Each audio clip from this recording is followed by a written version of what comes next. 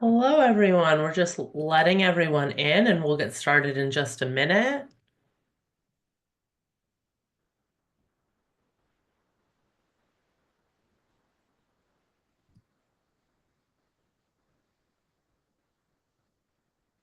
Mhm. Oh, okay. Thank you all for being here. I was playing with the spotlights. Um, Thanks for putting me in the spotlight. always, always. Okay, we have a bit of a critical mass. We expect that more people will continue to join, and I'll let them in as they do. But we're going to go ahead and get started. Hi, everyone. Thank you so much for being here. Ignore the background clicks. This is a recorded session, so please treat that accordingly. We will be posting it. My name is Sonali Kohli. My pronouns are she, her. I'm a senior recruiter at URL Media, and I will be moderating this panel, which is born of the conversations that many of us on this webinar and on our team have been having in the last few months, hearing from folks who are really interested in starting their own media company. So thank you all for joining us. Thank you for submitting your questions. We will get to as many as possible, and we'll leave some time at the end for attendee questions as well. To set the stage, our hope is that this is the beginning of the conversation. We want to address the big questions about starting a media company and provide a space for like-minded entrepreneurs to meet. If you have questions, please drop them in the chat or DM them to me directly via the chat. And I will be asking the audience questions at the end as well. Please make sure you're muted. And then again, please note the webinar is recorded and will be shared online afterwards. So I will now introduce our speakers and then we'll jump in. So Mitra Kalita is the CEO and co-founder of URL Media and the CEO and publisher of Epicenter NYC, a community journalism multi-platform company. She is an award-winning veteran journalist, media executive, prolific commentator, and author of 2 books. Before launching her companies, Mitra served as SVP at CNN Digital, overseeing the national news, breaking news programming, opinion, and features teams. Her media background also spans the LA Times, where she was managing editor, Wall Street Journal, Quartz, and the Washington Post. I am lucky to have worked with Mitra in 3 of those places. Travis Rundlet is the managing partner and head of corporate and commercial at Rundlet Advisory, where he advises clients in connection with all manner of corporate, commercial, and transactional matters, including venture investments, M&A, joint ventures, debt financing transactions, equity financing transactions, private investment fund formation and representation, corporate governance, and general corporate and commercial matters. Travis is also an Emmy-nominated former network television producer. Mazin Sidahmed is executive director and co-founder of Documented, a nonprofit news site that covers immigration in the New York area. Before founding Documented, he was a reporter at The Guardian US in New York on the national desk, as well as with the award-winning Guardian Mobile Innovation Lab. He started his career covering the Syrian refugee crisis in Beirut, Lebanon, for the local English language newspaper, The Daily Star. And Janelle Zagala is the chief of staff of URL Media and head of operations at Epicenter. She does all things. She handles the administrative, business, and people operations for the organizations. So we have a real range of folks here who are involved in, who have been involved in and are involved in launching companies.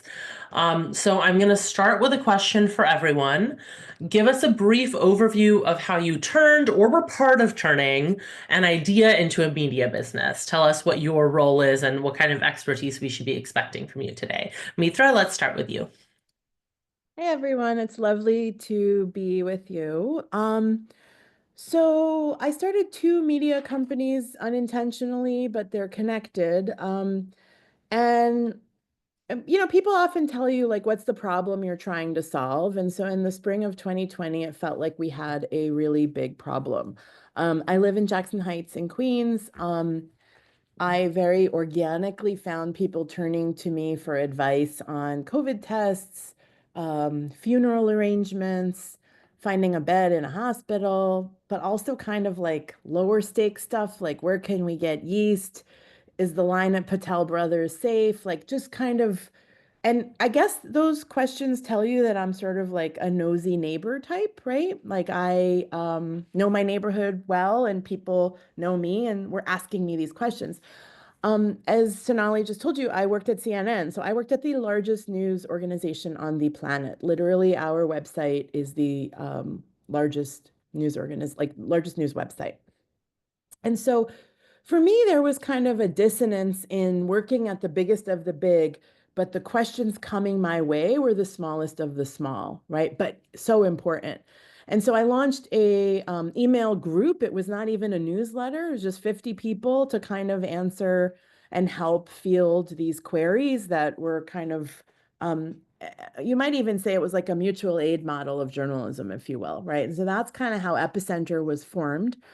Fast forward a few weeks, we grew that into a newsletter properly, right? Like using MailChimp, and we could talk about tools and how you do that. At the time I was still at CNN, I had to get permission to do this, and the head of standards was like, "Oh, that's such a nice neighborhood initiative," right? Like there was, and I think this is important. There was an organic need for what I was doing, that was not, I want to start a company, right? It was, people keep asking me for this thing. It's way more efficient for me to deliver information in this manner than like calling 50 people, eventually 200 people, and today 35,000 people, right? And so that is how Epicenter became kind of a solving a problem of a community in a moment into what it is today, which we'll talk about as we go on.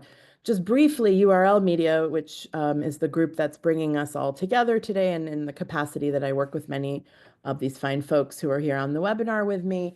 URL Media grew out of another problem, which was when I was at CNN, I could make anything go viral, right? Like it felt like, what's the news agenda today? I'm gonna like set the news agenda today. And there was just something about being so big that made me know a certain aspect of the internet. And there was something about launching Epicenter that made me see, oh my God, it really sucks to be small on the internet. Nobody knows that my guide to getting you a COVID test in Queens is actually the best one out there.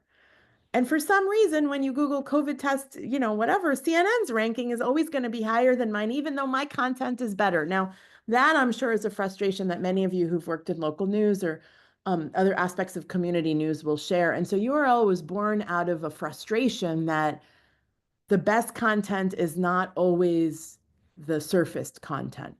And so my co-founder, Sarah Lomax at WURD, when I said, "Hey, Sarah, do you ever feel like you're better than everyone else, but you're not getting credit for it?" And she said, "I've worked in the Black press for 35 years. What do you think?"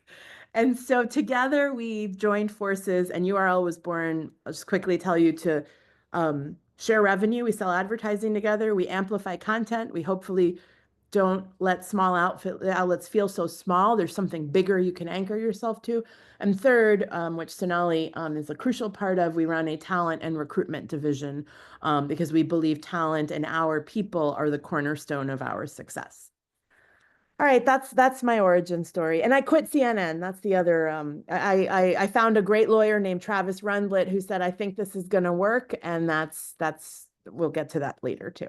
What a great segue. Travis, tell us about your involvement in these processes of launching media companies and your expertise.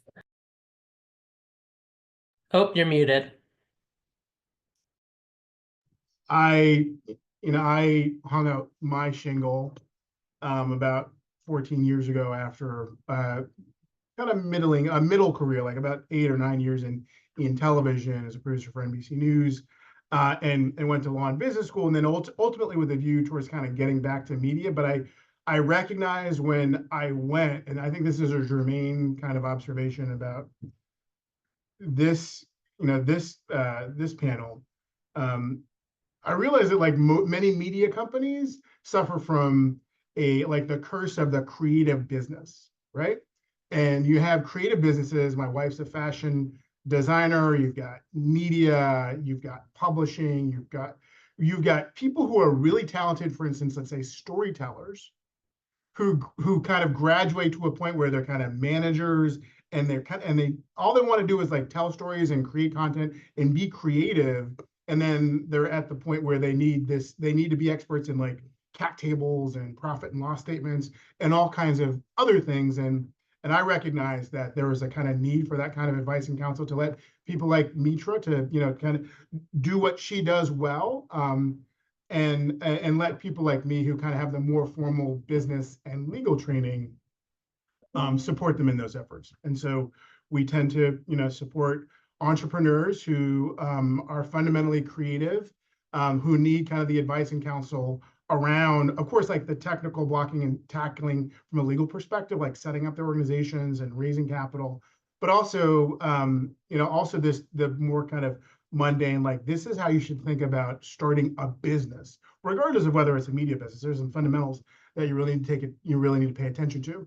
And I like to say we provide kind of 360 advice around that. But fundamentally, we are lawyers. We're business lawyers, right? But we have a kind of commercial, tactical, practical view of all the things that entrepreneurs should be addressing when they start a business.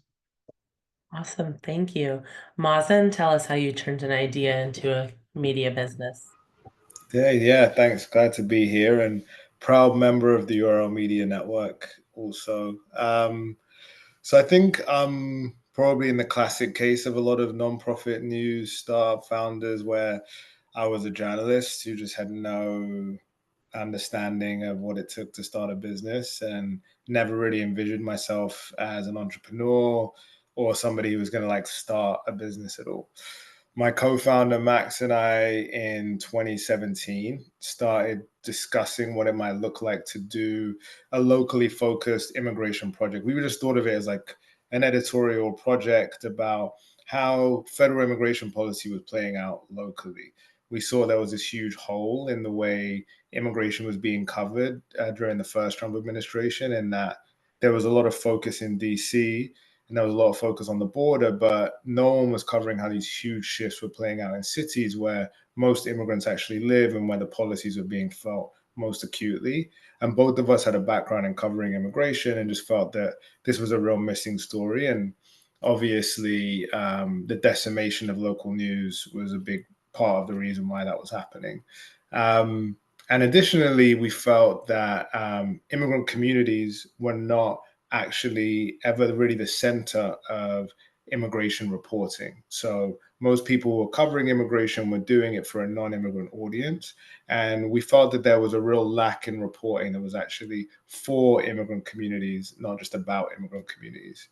So we were discussing this idea. A mentor of mine, Josh Benson, said he felt newsroom, not just like, a set of stories for an editorial project. And he has a belief that journalists should start news organizations, that our kind of ethics and alignment is going to be more aligned with what's good for democracy and civic engagement. Okay, we will. Mazin, I don't know if you can hear us, but you froze a little bit. Oh, you're okay. Hello. Can you repeat the sentence about the mentor and then also the last thing that you said? You froze for like a couple seconds in each place. Oh, my bad. Okay. So, yeah, my mentor, Josh Benson, said that journalists should be the people that start publications because our ethics and goals are going to be more aligned with what's good for democracy and the general public rather than billionaires starting publications, which he had seen firsthand. So he encouraged us, and we ended up launching Documented in 2018. And honestly, I had no idea what we were getting ourselves into. It's been a real journey learning how to be an entrepreneur and all the things that Travis mentioned, and I'm sure we're going to get into later on. Okay, awesome. Thank you. And Janelle, tell us about your role in starting multiple media companies, which has now happened for you. Yes, so I joined Mitra towards the end of 2020 to build her media empires. I started as Mitra's executive assistant and then fell into operations for Epicenter NYC. Quickly after that, URL Media was launched in January of 2021. So I've had a hand in operationalizing both companies from the ground up, whether it be HR, benefits, payroll, finance, operationalizing workflows, working alongside Travis and making sure that we're compliant. I've helped build both companies to what they are today. Amazing. Okay, thank you all for that. So lots to keep in mind for the audience as you think about the questions, which again, feel free to share. I know that some of you have started sharing them. Okay, we asked everyone who registered for this, what is the question that you have that you want us to answer? By far, the most requested topic was funding. How do you get funding for a media company? How do you turn it from a business plan into funding? Where do you get funding? Where is the money coming from? How much money do I need? How do we make this happen? So let's just start with Travis. In terms of structuring a company, a news, a media company, how do you structure it to get funding? What are the options we're looking at? Let me just set the table. Before you ask that question, you need to answer some other questions. Like you have to answer the questions like, what is your business? I mean, are you just going to tell story? I mean, what is your business? How are you going to get money? How are you going to get revenue? What are your expenses? What's going to be left over? And that will really the answer to those questions will really dictate the answer to this question of like, how do you get money and from whom? In addition to understanding your business and really understanding kind of your profit and loss, who your audience is, how you're making money, you also need to ask kind of, all right, so what are the expectations of your investors and your supporters in terms of when do they want their money back? And if so, under what circumstances, right? And if you answer those questions, there are certain categories of investors and supporters that that you can identify. So there, of course, grants, like that's like money that's no strings, there's strings attached, but you don't have to pay that back, right? The second one is that you can borrow money, and whether you can borrow money, you got to pay it back. Whether you can borrow money and at what rate really depends on kind of how much cash your business is generating, and whether a lender, whether it's an institutional lender like a bank or even an investor wants to lend you money given the kind of risk profile of like the likelihood of your cash flows. And then the third bucket is really what a lot of people think about, and that's like equity, and that's stock. And I think fundamentally people don't necessarily understand what that means. There are different ways to think about selling equity in your company. But fundamentally, equity means like if you sell a piece of your company, a percentage of your company, that means the person to whom you sell your equity has a perpetual forever claim on your profits. And they also have a claim on kind of management rights and decisions. And so there are a number of different things to think about. In terms of structurally, so answering those questions will really dictate whether or not, like what your structures will be. And so there's an LLC, limited liability company, which many people understand. That has certain tax implications. It has a lot of flexibility from a management perspective, to what's called a corporation, a Delaware C corporation, that has tax implications. Most institutional investors want to invest into a Delaware corporation. Finally, you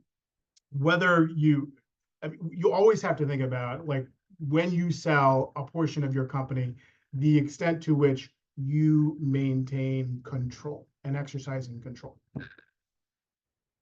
That's great. Thank you.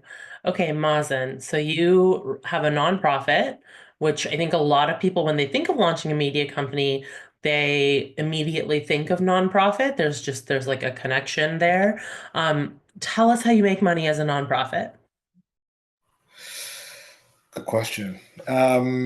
So the initially when we started Documented, we started as a for-profit actually. And the thinking was that membership was all the rage in 2018. This is when the Guardian's membership plan was really hot. Everyone thought that membership was going to be the thing that saved us from, the loss in ad revenue. So you couldn't even talk to a foundation without saying a membership plan. But when we did the math on how many people we would need to be donating to Documented, it just felt like astronomical given the size. We were just a two-person operation, how many people we would actually need to, how big we'd have to grow our audience to get to that place. And we also felt that the membership model kind of incentivized making news for an affluent audience that wasn't necessarily a high impact type of journalism that we wanted to do, specifically focused on low wage immigrants. So for us, the nonprofit model made sense for that reason. And the advice I got early on from someone who's on our advisory board now was basically that, first of all, I don't have any relationships. I had no relationships in philanthropy. I'd never gotten a grant in my life. And they told me two things that were really helpful. First of all, the people that work at foundations see it as part of their job to know what's going on in the field. So they will actually take a cold email from you that just if they find what you're doing interested, if what you're doing is kind of aligned with what they do, um, it makes sense to just reach out to people and see if they'll get coffee with you. And that worked. So we ended up looking for, going to the foundation library. You can go to most of the public libraries here in New York and get access to a database of all of the foundations in the US, find out what they give grants to. And we found people that funded journalism, immigration, New York. If they did all three, great, but like one of the three. And we just started hitting them up with these cold emails to see if any of them would get coffee with us. And then when we got to the meeting, the same person told me, you listen, really try and understand what they are looking for. And then you say, that is so amazing that you're looking for that, because that is exactly what we do here at Documented.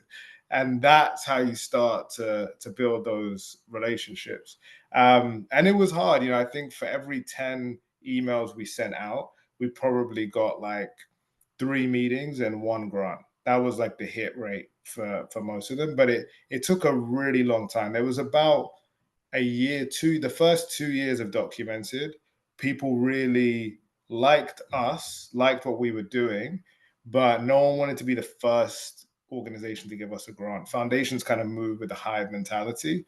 So we had to do we spent a lot of time kind of projecting that everything was going great at Documented. Meanwhile, we weren't paying ourselves. We were really questioning whether or not it was the right move to continue. It was like a really complicated time. I did not have a fundraising goal. We didn't have a proper business plan. Like we really were just making it up as we went along. And it was hard. But then when we got our first major grant, the Brooklyn Community Foundation, I have a lot of love for them. They gave us our first grant, $10,000, and they put us in an incubator program. But our first major grant was from the Ford Foundation and then Borealis about 2 years into our starting. And after that, all the people that were kind of like circling us and telling us how much they liked us started to come through. Amazing. Thank you. Okay, Mitra, you started 2 companies as for-profits. I know you have nonprofit experience as well. So tell us how you're making money in these businesses. Sure. So I have a point of view on this. I started both companies as for-profits intentionally in a pretty crowded nonprofit startup landscape. The point of view came, I think, because I had worked at CNN. And so much of what I'll tell you is with the privilege of being in a stage of my life where I had a mortgage, I have 2 kids, I have good credit, I had good credit. I mean, I still have good credit, but like, there's just some financial bolstering that I think is worth assessing before you launch a company. Right. And thankfully, from years in mainstream media, I felt kind of not like really flush footing, but kind of firm footing. And I think that's just like something we never talk about. Like the time to get access to credit and and is when you're employed, right? It's before you kind of go into the line of business. And a lot of people kind of have regret because they're like, oh, when I had possibility, I didn't really exploit that my bank was always calling me, asking me if I needed more. So I just share that as kind of the stage of life I was in. I also have a point of view on diversified media models. And so I think the only way media can make it as a for-profit business is if you have more than one thing you are selling, right? So it can't just be advertising. It can't just be memberships. It can't just be events. And so even Tiny Epicenter with a staff of 5 does all of the above. And then URL, which has, roughly double that staffing size, also has a diversified media model. That's something that I kind of evolved eventually. I will say the people who you think will help you might not help you. And the people you least expect to help you are going to move heaven and earth to make sure you're successful. And so I would say in these early days of kind of looking for funding, and Mazin is like someone who I talked to early in this. He really is the type that would go to a library and blind email people and like meet with whoever. And there's something about that ethos of belief, possibility, the energy that people just will invest in or not. And I mean that for advertising. I mean that for philanthropy. I mean that for someone who's like, I want to work with you. I don't know what it would look like. Right. And so I would say like the funding is so important, but actually it's what you're selling. Kind of to Travis's like, what are you actually doing? What is this business? Like asking yourself those questions and the belief. Like I so believe in both of my companies, right? Like there are moments where I'm like, oh my God, this is so hard and will we make it? But people respond to energy, people buy belief, right? And so I think as you're looking for funding, kind of make a list, whether it's a public library list or it's a list of people or is it folks and companies that might advertise? And I kind of did all of that, right? I turned to everybody. I met with venture capitalists because I thought maybe I will give away like large percentages of this company in the manner that Travis talked about. And that did not go well. To Travis's point, they will own a piece of you. And some of these guys wearing like flip-flops to the meeting, like I felt like I knew more than they did, right? And I was a little nervous about, am I going to have to talk to this person like once a month and like take advice from them when I have I just told you I have a point of view on the world and I have a point of view on media businesses. I do think the advertising piece, like I want to kind of underscore relationships really have helped set the stage for that. So like who who you used to work with. LinkedIn can be helpful on this. Sometimes it's not helpful. It's like everyone who's been spammed on LinkedIn knows. I think also the benefit of not having funding in the beginning is that it forces you to assess the market, right? And so early on in URL's journey, Melissa Bell, who's now the CEO of Chicago Public Media, at the time she was the publisher for Vox. And she said, Mitra, I really need to make a series of hires.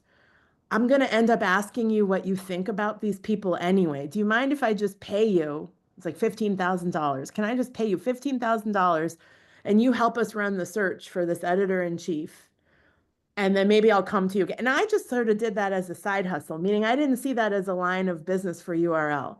And what happened? Suddenly we were working with Fox, and then she had like 5 more hires. And then she had, and the fact that we were so talent centric and able to offer a service, right, was suddenly a differentiator in the marketplace, right? And so I share that, meaning you're going to be looking for funding, and there's right now kind of a belief that it's like philanthropy, advertising. My hope is that some of you unlock, which I think our industry needs, like new forms of revenue for media businesses.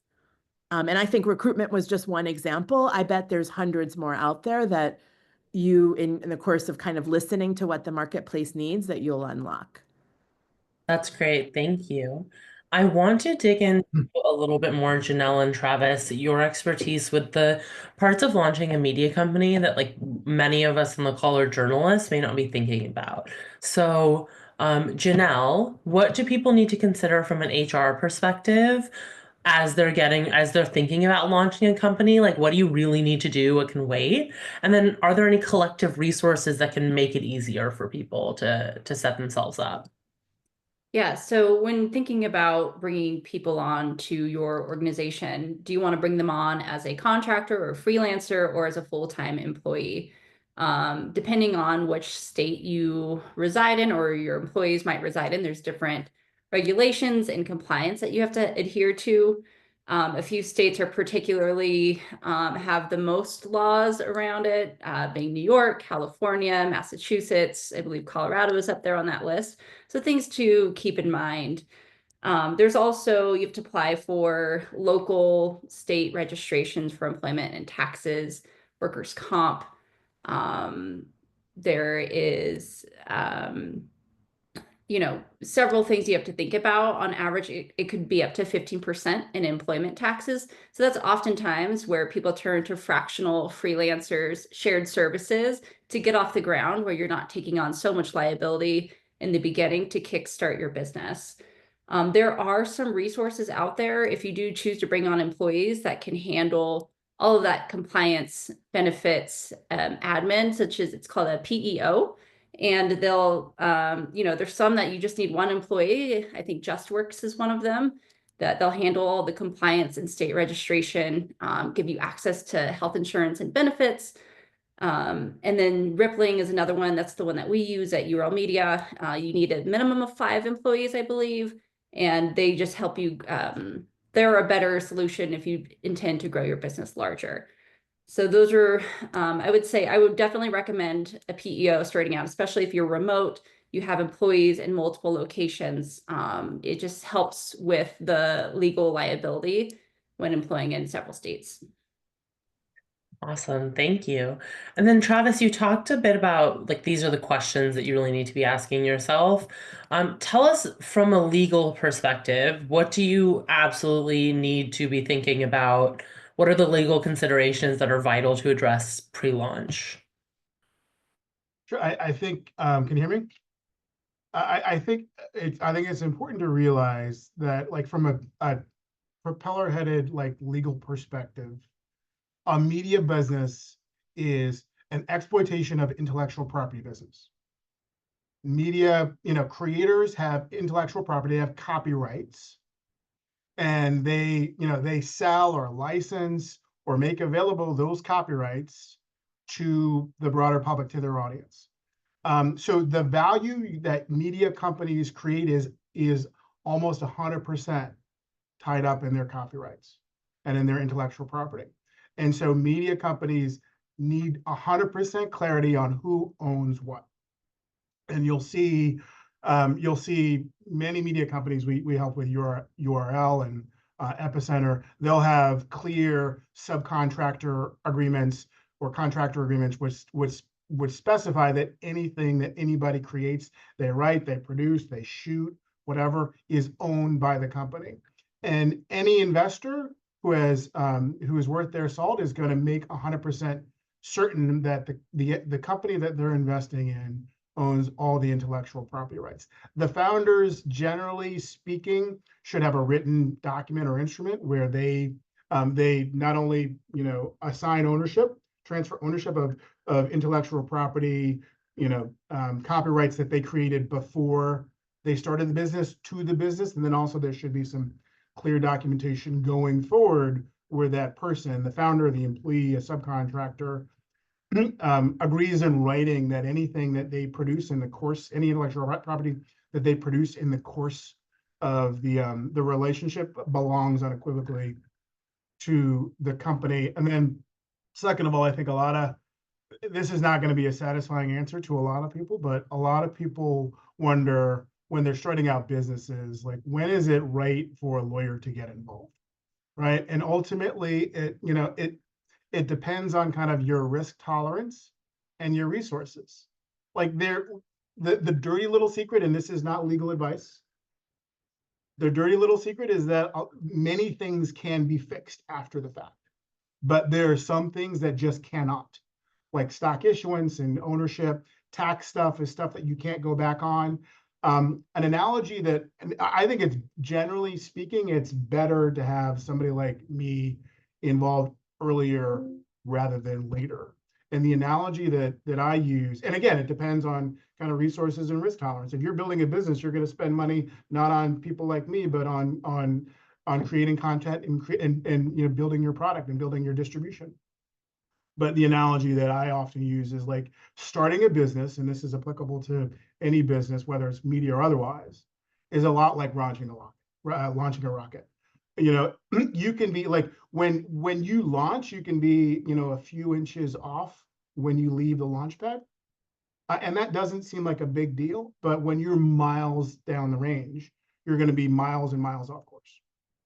And that's kind of how you think about whether it makes sense early on to deal with those legal issues. There's a certain, and Mitra can definitely empathize with this. There's fundamentally a certain level of hairiness that hairiness and uncertainty that entrepreneurs need to kind of learn to live with.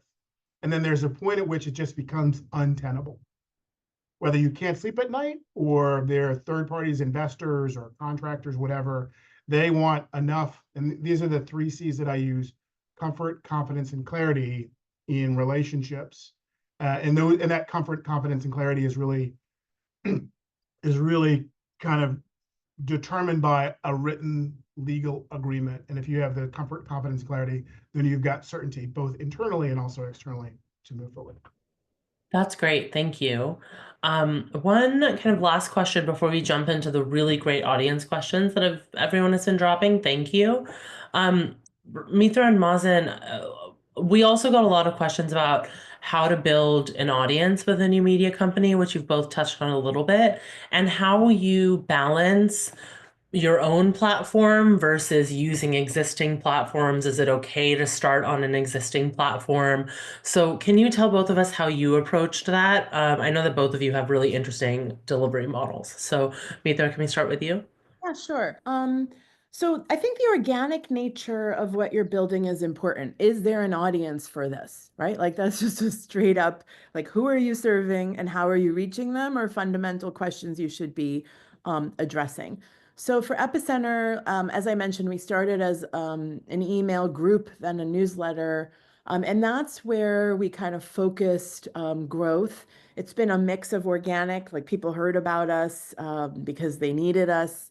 Then I went on, during the pandemic, I was on Brian Lehrer like 20 times. And so that would lead to more conversion. Brian Lehrer, of course, is on WNYC and runs a show. And I thought that was unique, but then there's a friend of Mazin and mine, Maritza Felix, who runs Conecta Arizona, and she just recently grew to 100,000 users. And I was like, how did you do this? And she was like, organically. And I said, no, tell me the truth.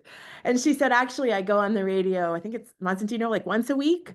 And she has like an hour that she's doing and people call in. And so like finding your people on platforms, offering your expertise, I think is a really important part of audience growth that we're not like actually talking about because it's very sincere, right?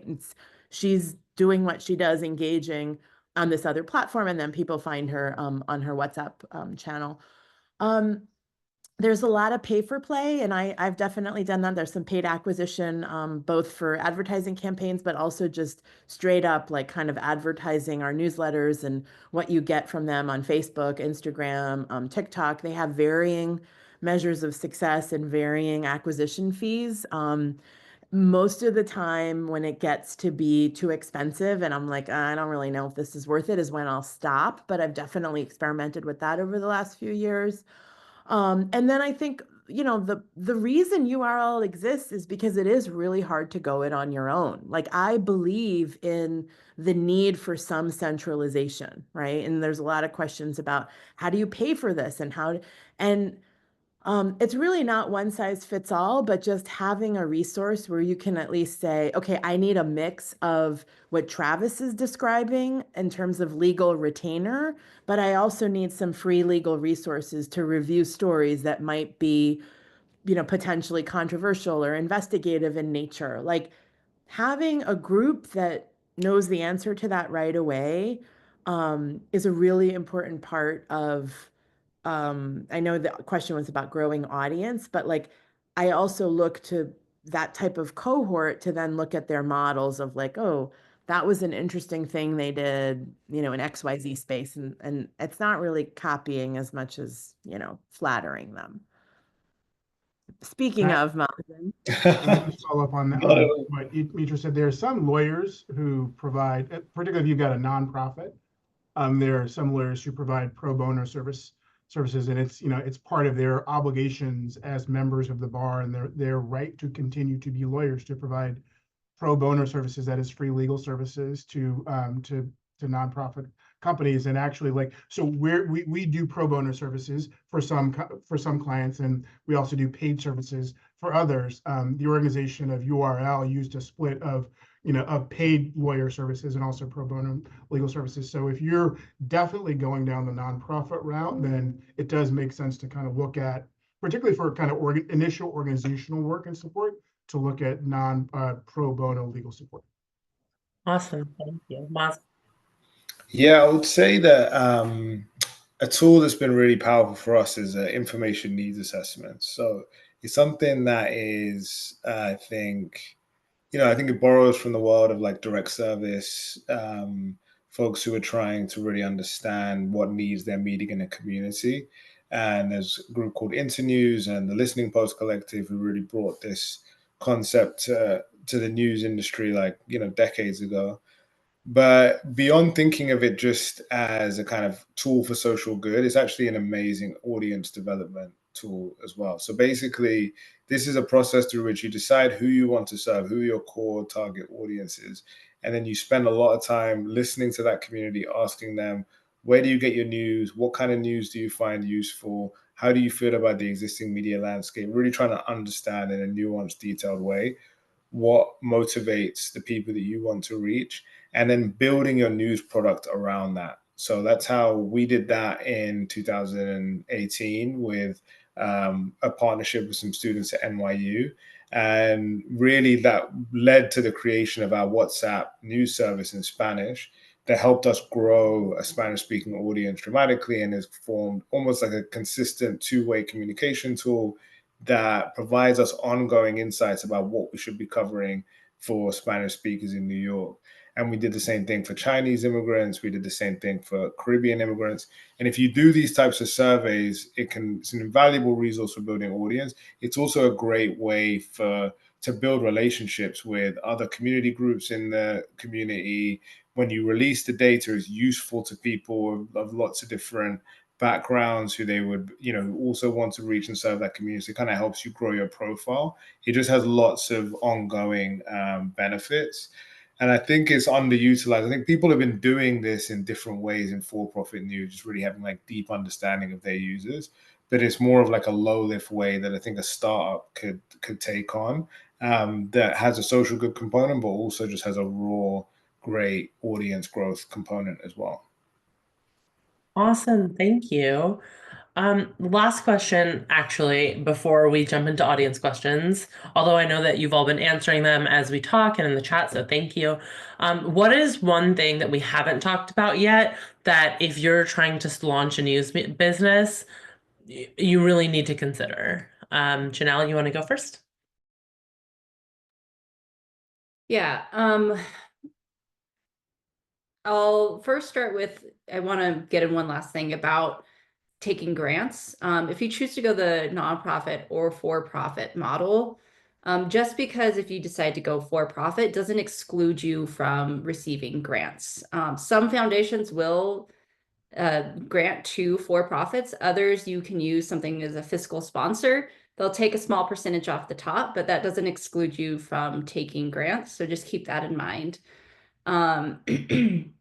The other one I would just say is, I would say prove your concept and grow slowly. Make sure that you don't go out the gate and hire a bunch of employees with unexpected costs. And then make sure that, you have your liability and legal aligned. So whether it's, just business liability, it could be IP and confidentiality agreements. When you are bringing on freelancers, I know Travis touched on this, but having those things lined up is so, so important. So take advantage of those pro bono services that are out there and proceed with caution. Awesome. Thank you. Travis? Something that Mitra talked about. Well, there are a few things that this conversation has really reminded me of. And then, first of all, this is something I said in the chat, but I think entrepreneurs need to be have to have a lot of confidence in their mission, what they want to do. They're part salespersons, they're evangelists. And ultimately, investors are not only they're investing in your idea, but they're investing in you. They're investing in your ability to execute and make that happen. And that's really important to recognize. And also, when you're out there raising money, you are also evaluating, doing due diligence with respect to the investor, right? You need to find the right partner for you. For instance, like I in my travels, I've seen that far too many founders, whether in media companies or otherwise, just put way too much emphasis and value on being a VC-backed company. If you can absolutely stay away from venture. Venture capitalists are your friends until they're not your friends, right? And the fact of the matter is, given the challenge environment that media represents, and I think we all understand just the difficulty of this landscape, frankly, many, particularly new startup media companies just don't grow and get to the scale that really makes sense for venture capital investors. So that means that you're really going to look for high net worth individuals, foundations, strategics, and ultimately people who share your values, people who want to make sure that you'll succeed. So think about that as you find your investors. And then finally, there's this old saw that I've seen again and again and again, and Mitra kind of referred to it. Like, if you're looking for money, ask for advice. If you're looking for advice, sometimes you'll get money. Right? And actually, I think I made that wrong. Like, if you're looking for advice, you'll usually get money. But if you're looking for money, sometimes you'll just get unsolicited advice. So as a way to start thinking about, like, who are those people who are likely to invest in you? This sounds like something that Maz did. Like, identify those people who really could be helpful in executing your business and allowing you to grow.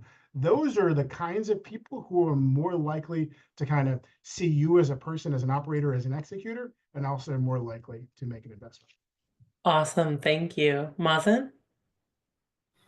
Yeah, I think if I go back and do it again, we did that kind of information needs assessment work after launching. And I think if we go back and do it again, really being able to go to funders and say, like, we have identified this need. Like, we have gone out, spoken to people, and we know that there is nobody serving this community, or there's this gap in coverage. And filling this gap of coverage will create this, will lead to this, will lead to these types of policy changes, or this increase in civic engagement, or like, what will the world look like when you fill that gap with your media company?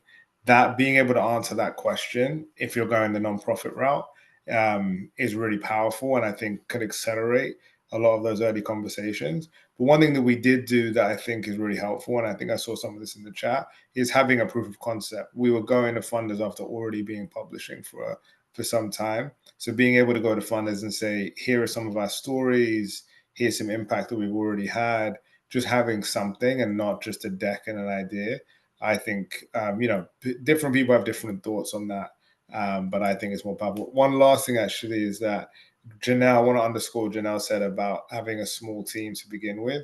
I used to be so jealous of these sites that had, $10 million at launch, and they hired like 50 people. And me and Max were really just struggling to get by every day. And a few years on, like, we just grew really steadily. and we're in a much more stable place. And a lot of those sites have started with these massive investments and hired lots of people at the beginning, really struggling now to kind of maintain that and sustain it over time. So having a kind of slow, measured approach, in my view, is much more sustainable in the long term. Thank you. Mitra, what are we missing that we haven't mentioned people should know? We kind of frame this as like you want to start a media business, but I think it's important for you to, if you're going to do this, you're going to have more in common with the hot dog vendor down the street than your fellow journalists. And I think it's important to see yourself as a business person, right? And a lot of journalism circles have a lot of thoughts about journalism. They do not understand business at all, right? And so I would insert yourself into other industries and other startups and other entrepreneurs or kind of people that get you out of especially right now, journalism right now is like not it's not always like the most positive picture, and you're trying to keep yourself positive and energized. And so I also segue to like non-media spaces. There's a lot of journalism conferences, and a lot of us go there for the same funders. And I love seeing Mazin there. It's always guaranteed good time. But I would also say go to the unexpected spaces where people want to hear from you. And so for URL, that's meant like a community banking conference in Washington, D.C. a few weeks ago was one of the most energizing places we've been, because we're obsessed with access to capital and, you know, kind of solutions in local communities. And so I think, you know, for the person who had like a beauty business, right? Like there's so many spaces beyond where every fashion journalist or influencer is going to be, where you're going to be like the coolest person there. And so that also might be a way to kind of break out a little bit from the pack. We love to be the coolest person there. That actually was a really good segue into the first question I was going to ask from the audience, which is how do you shift the mindset from being a journalist to a business person? Mitra says, go outside of journalism. Mazin, what's your thought on that? How did you shift the mindset? Because it is a really big shift. We start these people start these companies with these deep journalistic goals, but now you're doing all this legal and HR stuff Janelle and Travis are talking about. Yeah, I'd love to hear how Travis coaches people through this. It was really hard for me. I had like almost like a grieving process for my journalism career in like 2020. Basically, we were like experiencing this growth, and the organization was doing well. And the way we'd set it up was basically me and Max were just doing everything. So I had a few funders, he had a few funders. I had a few reporters I would edit, he had a few reporters. I did bookkeeping, he did IT. Whoever was available that week just handled whatever came up. But it was just growing to the point where we needed to maybe start defining the roles. And my skill set was just much more geared towards being the externally facing person, I used to be a software engineer. The finances never really scared me in the same way. It was just more likely that I was going towards that, and I just fought it for so long because I didn't want to lose that connection to the editorial. I did a fellowship at Knight Wallace in New Michigan remotely during the pandemic or during the lockdown. And I used that time to just really reflect on this question of like, what would my career look like if I kind of took this on? And eventually decided that, you know, it was what the organization needed. And, you know, I could go back to journalism at some point, but I needed to do this now, and I could learn some really useful skills from doing it and just double down on it. But it was really hard. And when I fully embraced it, I've actually like not looked back. Like I really have loved this kind of being on this side of the business, thinking more strategically, not just at the story in front of me, but at the big picture of how documented fits within a larger framework, has been really exciting to me. And I can't see myself going back to journalism, but it was tough. And I would love to hear from Travis how you coach people through that process. Yes, Travis, please tell. Yeah, there are growing pains. I mean, it's this is the kind of curse and creative businesses that I talked about. You'll miss editorial, you'll miss being the executive producer, and you're looking at P&Ls and profit and balance sheets and cap tables and HR stuff. So you can either have a trusted, you know, founding team where you kind of really clearly divide responsibilities, or you become a jack or Jill of all trades and you do everything. It's painful when you go through the process, but as you look back, that you've kind of grown, and I think the ultimate thing is that you created a lot of optionality for you. If you, at best, you have created a successful company, and that will sustain you. But at worst, you've developed another set of skills that will serve you well, in other endeavors. It's not, you don't need to go to, get an MBA. Like, there's not a whole lot of magic to this. There are people who kind of know a lot more than you do, but ultimately you got to find either a trusted internal team member, find a trusted set of external advisors. But at the end of it, I think that you need to be prepared to make a lot of mistakes and learn from them. Most, 95%, if not more, of those mistakes that you'll make are recoverable.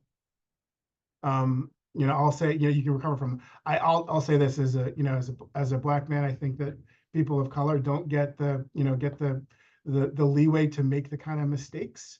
But ultimately, we have to own the fact that you're going to make mistakes, and you got to learn from it, and you got to push forward. But you got to act with such confidence in your ideas and your ability to execute, that you got to move through all that. Thank you. That's great.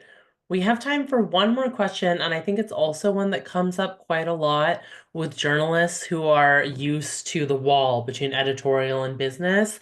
When you're starting your own company, like, you are the wall, and also you are the windows, and you're the doors, and you're everything in between. So, one of the questions was, how do you accept big money ethically without compromising journalistic and human values? Mitra and Mazin, really quickly, I'd love your thoughts on that, because I know that that's something that, comes up for people. I think one, like, there are codes of ethics that you can look at from, like, the Society of Professional Journalists. There's corrections policies. There's a lot of organizations that actually have kind of spelled this out, and you don't need to go that part alone. That being said, as you've probably heard, much of my life is generating revenue for both organizations, and I also direct editorial for both organizations. It's not as uncommon as that seems. So when I was at CNN, Jeff Zucker led our morning news meeting, right? He's the president of the organization, and he felt like the most important output of this organization is the journalism. If I'm not involved, then, like, how do we align around what the North Star of this organization is? And so I feel like I've had models that walk that line. Some of it is, in both organizations, there are people who clearly oversee the business side, right? And are executing against that. I think also the mission, which Travis alluded to, like, setting up so why you're doing this and the mission of your organization really matters. And perhaps it's never mattered more than this time. And so, I often think about, like, Facebook, for example. Like, Facebook was launched as a company to rank hot women at Harvard University, right? In the middle there, for a few years, we assigned Facebook this task of being a publisher of journalism and saving democracy. But that was not what Facebook was set up to do, right? The mission of Facebook was exactly what I just said. And so that's not the mission of my company. The mission of our companies at URL are the sustainable ecosystem of Black and brown serving publishers, right? Epicenter believes in a community-driven news agenda, news and information, right? The missions are so pure that and the other thing I think the journalist might not have, like, learned, your advertising actually also has to fulfill your mission, right? And so much of the way that traditional journalism kind of grew us up and we came of age, there was a wall and we didn't know what they were doing or what they were selling. There's a part of me now that's like, I'm so glad that people are reading our advertising and it's useful, right? Like I'm so glad that what sustains the company and the revenue is in service to our communities. And so I would kind of think about your firewall and that line in different ways, like be guided by your moral compass. I'm going to presume all of yours are intact. I also think that the revenue line in media, perhaps for some organizations, was problematic, right? And so I feel like a part of what I'm trying to redefine is that relationship. I know I went over, sorry, Sonali. Mazin, you answer all these questions and fix me up. Close us out, Mazin. I would just say, Derek, I think Mitra covered everything. That it's another argument for why I think journalists are really well positioned to start publications. I know that it can feel daunting starting, trying to understand the business side, but that ethics that you're steeped in for a really long time will really help you make great judgments when you're going into these business conversations about what is aligned and what isn't aligned. And you can start to bring the journalists in your organization into understanding where the money is coming from and why it matters and how we can do it in a way that doesn't compromise our ethics. Thank you. That's, I think, a great place to end. Thank you, everyone, for coming and joining us and for your wonderful questions and for participating. We will be watching for all of your media companies. And if you said that we could stay in touch with you, we very likely will. And please stay in touch with us as well. So thank you. And especially thank you all. Thank you to all our panelists.